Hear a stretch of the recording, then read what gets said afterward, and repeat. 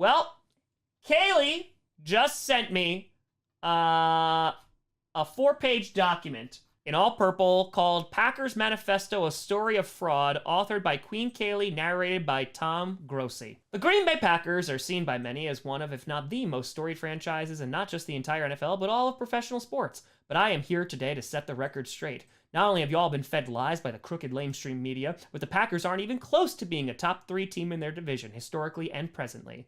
I, Timothy Grossi of Skullcast, have been waiting until this very moment, as the proud Vikings fan I am, to finally expose the Green Bay Packers of being frauds, because they won't get a chance to do it in the NFC Championship game like they usually do this year, or really any year from here on out. Okay, well, we finally got the other shoe to drop. Let us start by comparing them to their current compatriots in the NFC North, the Chicago Bears, the Detroit Lions, and of course, my Minnesota Vikings, whom I love so much. Many view this as the greatest historical franchise in the NFL, and those people would be correct, but many of those poor, wretched souls consider the Packers to be equals, if not outright leaders of this category. In this essay, I will be proving to you with undeniable facts and logic that the Green Bay mother-loving Packers are the most fraudulent franchise in this otherwise dominant division. Yep, there's the other shoe.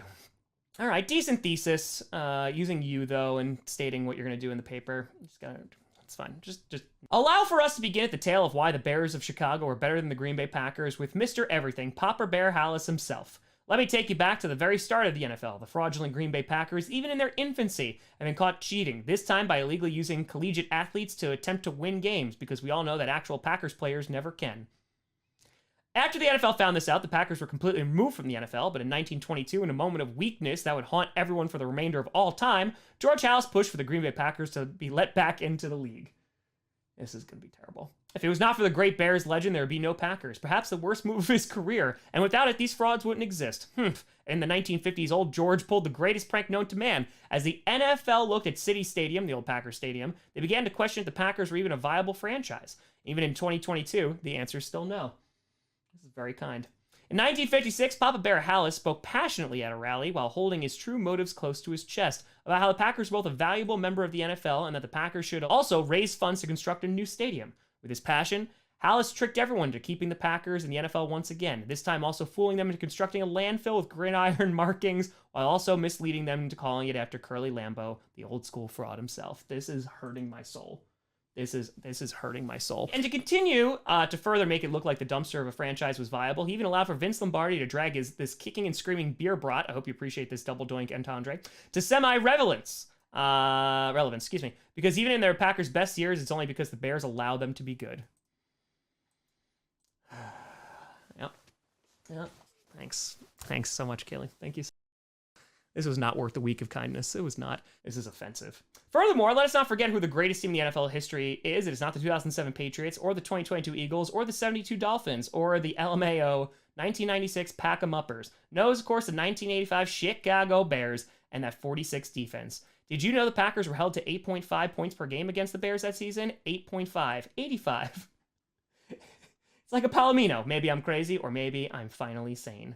In 1930, the eventual Detroit Lions played their first match against the Green Bay Packers. I think it's called a game. Just as the Packers were beginning to cheat the league out of championships. In their first matchup, then the Portsmouth, Spartans lost as a joke to the eventual champion Packers. In their second match that season, the Spartans drew blood in a 6-6 draw, painting the Packers as what we rightfully know them as even today, frauds. Also, God, my wordplay is on fire.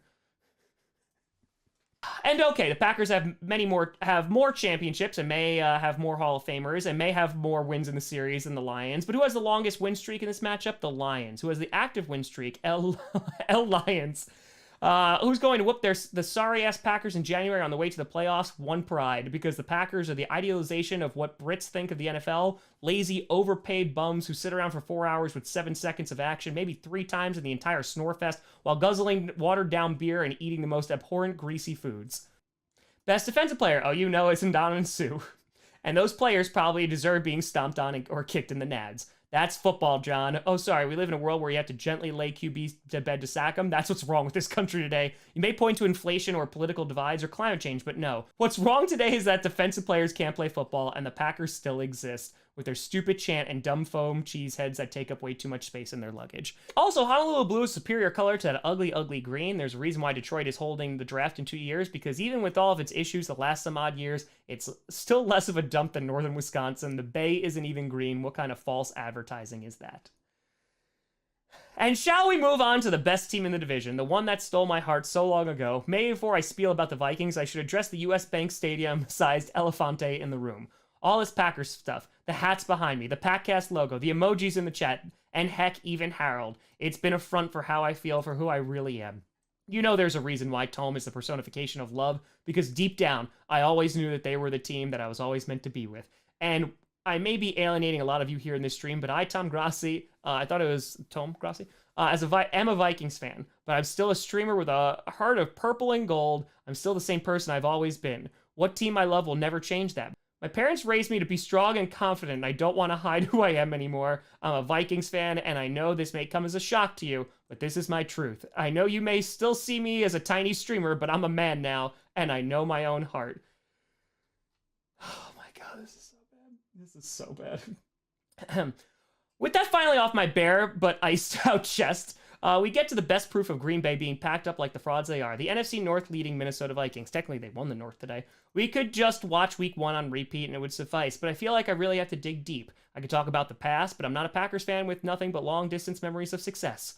Instead, I'd like to talk to you about the present. There is a reckoning to be had. All of you cheeseheads better know of the name Kirk Thuggins. Him and his connection with Justin Jefferson is the only thing stronger than the booze Green Bay needed after this sizzling duo cooked up that blowout in Week 1. Let me, Tom Grossi, make a prediction right now. On New Year's Day, Kirk Cousins will throw for 400 yards and 4 touchdowns against the crumbling Packers defense.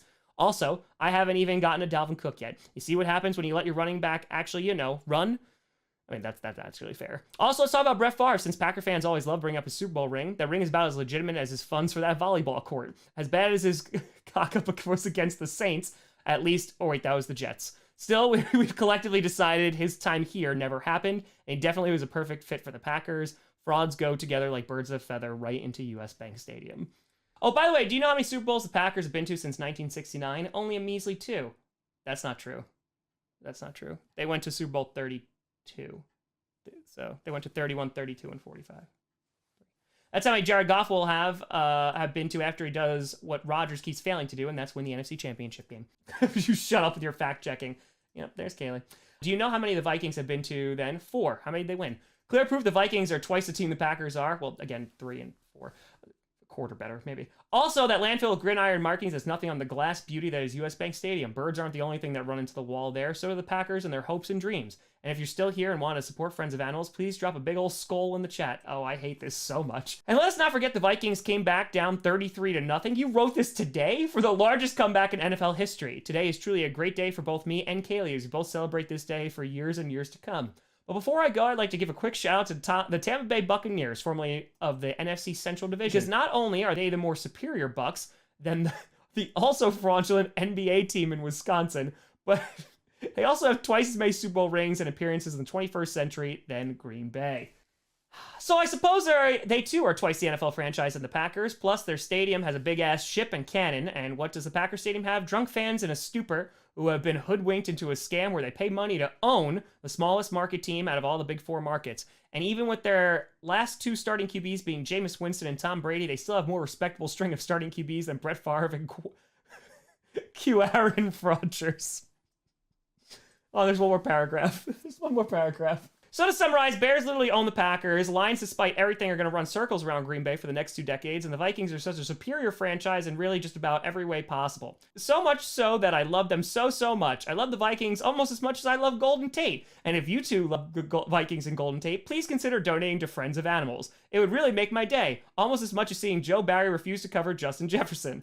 Also, quick shout out to Queen Kaylee, who despite being in the Packers tier on Patreon, that is not good enough to be Liquor Master. So for this one time only, I'd like to thank my ultimate Liquor Master, Her Majesty, My Highness, Queen Kaylee on day 162 of her reign. And as always, Skol, Vikings, Skol. Well, we were wondering why Kaylee was being so nice. Inchin, thank you for the fitty. And that is why. That is why.